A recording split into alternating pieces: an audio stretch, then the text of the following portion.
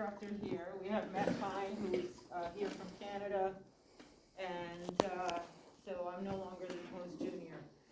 But it is inspiring for me to see some of the most senior instructors still have that passion and that spark, and the years after they've been doing this job. So I may be very enthusiastic, but it's nice to see that, whatever number of years later, it's still there. And the reason for that is because of all of you, is because like Douglas said, we have one of the best jobs in the labor movement. There's very few places like this one. In fact, this place is pretty damn unique. There is no other place like this one that's full-time, that's fully dedicated to the advancement and to of the labor movement and of the machinist union and to the development of leadership. And that came from the guy that this place is named after. I've been learning more about him, and if you have some spare time, read up on him. He was quite the guy. For someone that was in the labor movement in the 60s and 50s, he really was way ahead of his time. But going back to how it's all interconnected, I actually learned that as I was preparing for the organizing module. And most of my work has been in the political arena.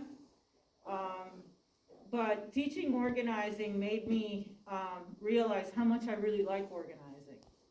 And because it is the future of our union. And one of the things that I found most interesting and the best is the fact that so many of you talked about developing a young machinist group in your locals.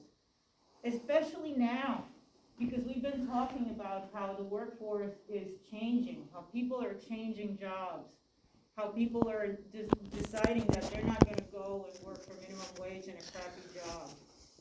People are really looking to the future for a job that is much more fulfilling. And I think that we as a union provide that, regardless of what we do for a living. The fact that we have this solidarity, that we have this structure where we can govern ourselves and at the same time have a real seat at the table in the jobs that we do where we earn a living, is something that I think is going to be very attractive to young people. So keep that up. Reach out to new members.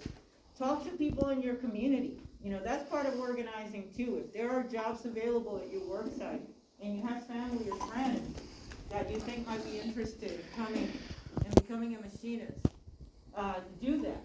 That's part of organizing too. So I thank you very, very much. Those of you in Virginia and New Jersey, make sure you vote. And next year is even going to be more important in terms of elections. And keep up the good work. I hope to see you next year.